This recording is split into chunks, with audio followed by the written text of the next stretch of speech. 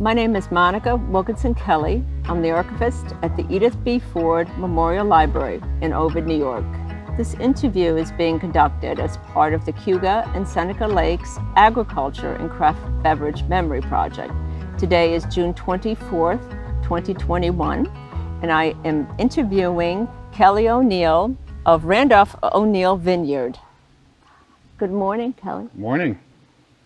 So can you tell me your full name and the location of your winery? I'm Kelley O'Neill. I'm the owner of Randolph O'Neill Vineyard in Ovid, New York, on Route 89, Cayuga Wine Trail. So you're on the western side of Cayuga Lake? Western side of Cayuga Lake. Okay. And can you tell me where you were born and raised? Born and raised in Buffalo, New York. Graduated from high school there. Went to a SUNY school for music and sound recording. And then kind of wandered up and down the East Coast. I lived in New York for a while and worked at a recording studio. But mostly I lived in Atlanta, Georgia for 15 years and worked for a hydraulics company in a machine shop while playing in bands at night. And then when I finally realized that the rock star dream wasn't going to happen, I started looking for something else to do. And I had been coming up to the Finger Lakes for probably 5 or 6 years, touring the wineries. Loved the area, and finally just decided when I was up here one time that I'd rather live here and visit Atlanta instead of the other way around. So, okay. So before moving here, you had no prior history in agriculture, and your family had no, it wasn't a long tradition of farming? Or... No, I was a suburbanite all my life. Okay. So when did you move to the Finger Lakes after Atlanta then? In August 1997, moved here. And when did you start working in the wine industry? Almost immediately. I was really lucky. I moved into a house in Lodi over on the east shore of Seneca Lake, and which happened to be right next door to the tasting room manager at Lamoureux Landing. And I mentioned that I came up here to get into the wine industry, and she said, go talk to Mark Wagner over at Lamoureux Landing. And I did, and luckily he needed somebody, so I started off in the vineyard, never having seen a grapevine, never having driven a tractor, and luckily he had faith, and so I started working in the vineyard there. Okay, and when did you purchase the property here in Ovid, technically town of Romulus? Town of Romulus, village of Ovid, I guess. It took about 5 years of looking to find it. We bought it in 2002. It had been farmed, decades before, but it was pretty overgrown. It was all brush and tall grass and small trees. So we bought it in 2002 and started clearing the land and putting in drainage and everything you need to do to plant grapes, basically. Wow. And you did that all by yourself? No. I hired a local contractor to, basically bulldoze it initially, and then I did buy a tractor and a brush hog and kind of did the rest myself. And how many acres were there? The property is 33 acres. The vineyard at this point is only 3. We planted 2 acres in 2005 and then a 3rd acre 4 years ago. Okay, so how many acres, can you talk about the type of grapes that you did plant? Planted Riesling and Cabernet Franc. After working at Lamoureux Landing for 8 years, I just kind of thought that those were the 2 varieties that seemed to do well here. And it's pretty common knowledge that Riesling is, the grape of the area. But as far as reds go, I just really liked Cabernet Franc, and it seemed to ripen well each year, unlike some other red varieties. So planted an acre each of those in the first planting, and then about 4 years ago planted another acre of Cabernet Franc. So how many pounds, tons of grapes did you harvest the first year? About, it's been pretty consistent between 3 and 4 tons per acre. So first year was probably 6 tons. It's kind of, as the vines have matured, they've started to produce a little more. So maybe more like 8 tons. And then when we added the new acre of Cab Franc, I haven't gotten a crop off of. I've just Because it letting takes them, like 3 to 5 years. yeah, 3 at least. Right. And so when did you produce the first wine? When did you start? I started producing, I sold grapes because I didn't have a winery license yet. But I did start making small bits of wine just to see what I was working with in 2007. And then got my winery license in 2014. So my first vintage under my own label was in 2014. And can you tell me about the label, the name also? We went back and forth about names for a long time. Finally just decided to use our names. My name is O'Neill. My wife's maiden name was Randolph. People thought that sounded classy. So basically we just combined the names. Okay. Thank you. So when did you produce the first bottling then, the first vintage? 2014. 2014. Yeah. And how many cases, how much did you produce? About 200 that year. I did still sell some grapes that year because I wanted to kind of ease in and make sure I, didn't make a whole bunch of wine that I wasn't going to be able to sell. So I started small and kind of the next year or two started using all the grapes and not selling any. And so when you were making wine or making wine, you didn't purchase any grapes. They were all estate grown. Right. And that was the plan right from the beginning, was to just do everything from pruning to pouring, basically. And so you really had a specific business plan in mind, I read, correct? Yes. And what was that? Basically, I wanted to, again, do everything myself and be small enough where I could still do that and still concentrate on the quality, but eventually make a living, and trying to find that balance between growth and still, being able to control the quality and, not make so much wine that you're really having difficulty selling it.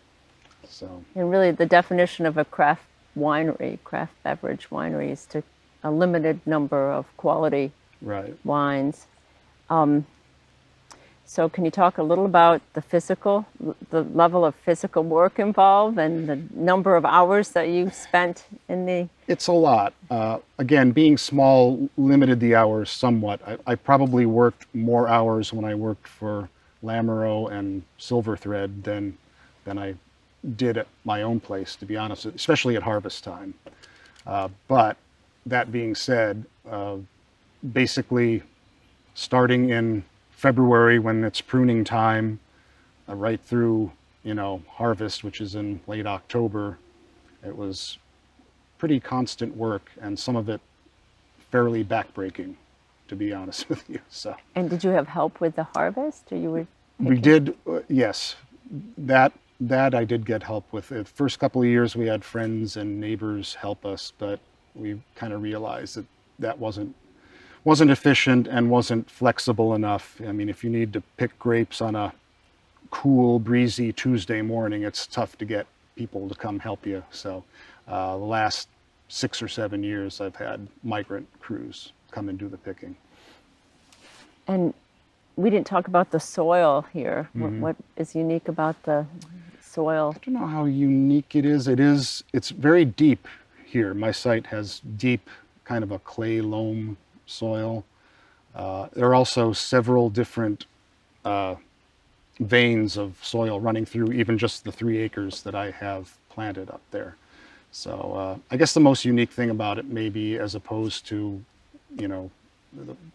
east side of Seneca is the soil is quite deep, more like Bordeaux than the Mosel Valley or something like that. And can you talk about the stressors of owning and starting a winery? Yeah, I mean, well, the obvious is the weather. The climate here is, not always perfect.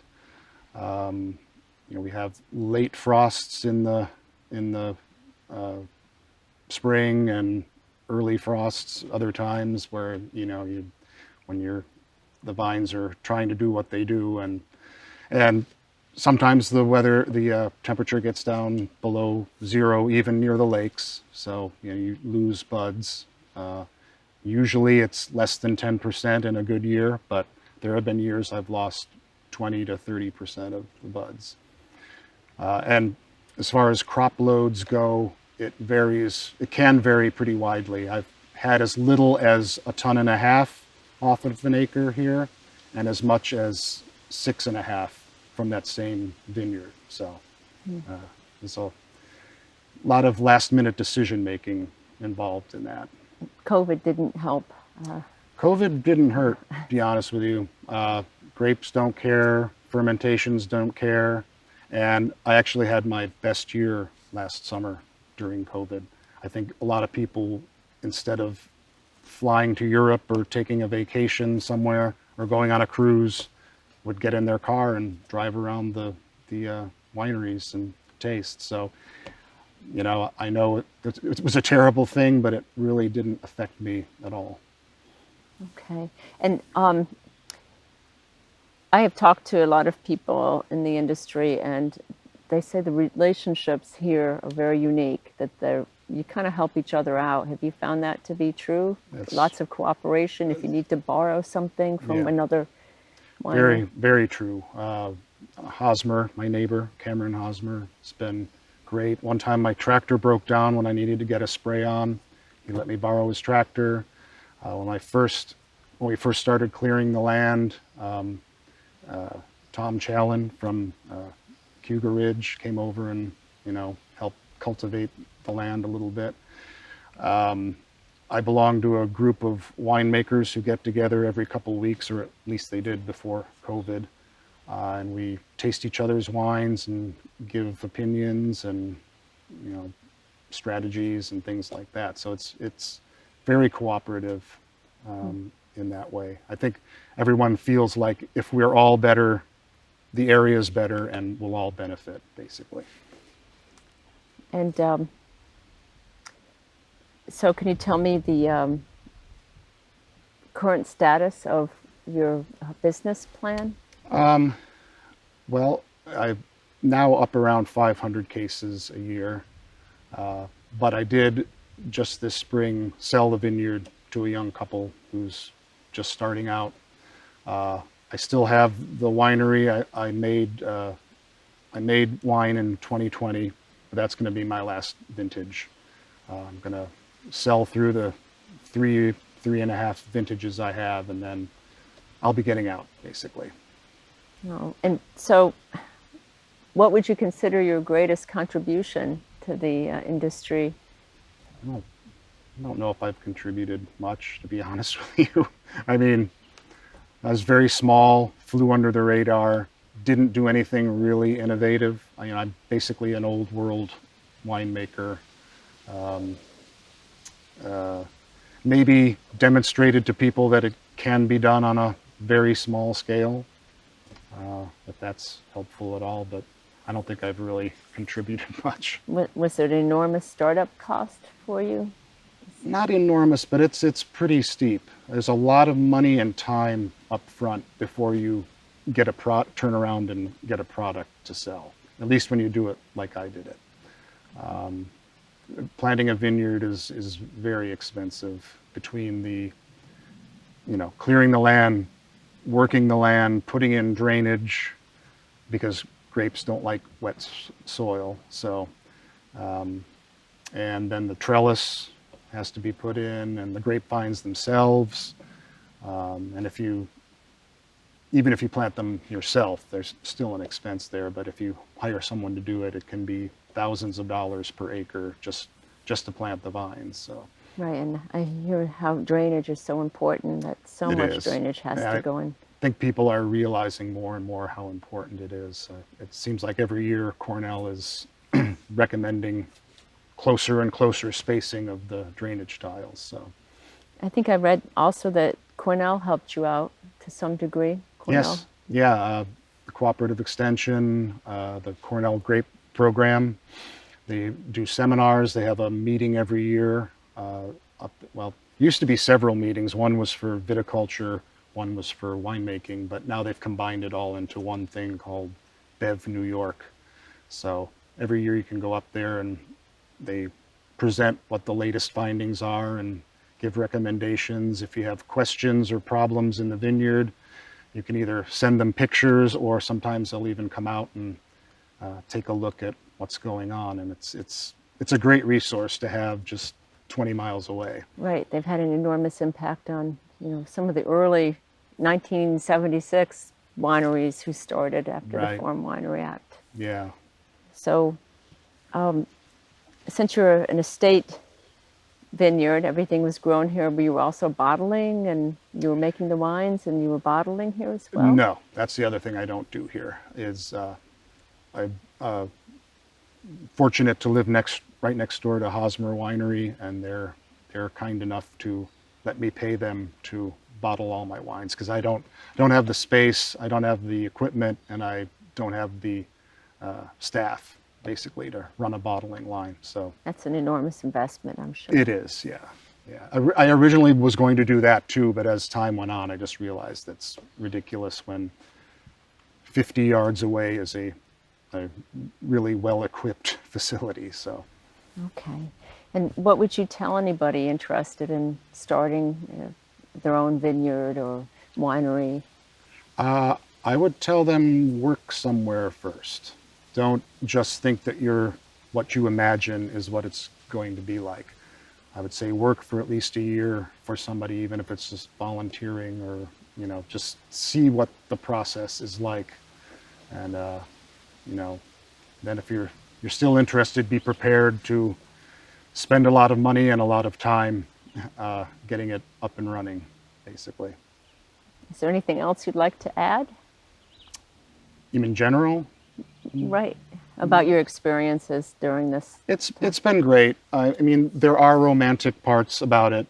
People will say, that's all, fantasy, but it's not. There are great moments, but there are also, cold rain, cold wind, Hail. Hail, wearing a rain suit on a cold fall night until after dark, and so it's all part of it. Okay. Well, thank you for your time this Sure. morning.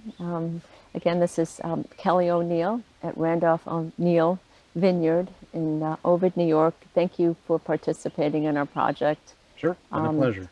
Again, this is Monica Wilkinson Kelley of the Edith B. Ford Memorial Library. Thank you for your time. Mm-hmm.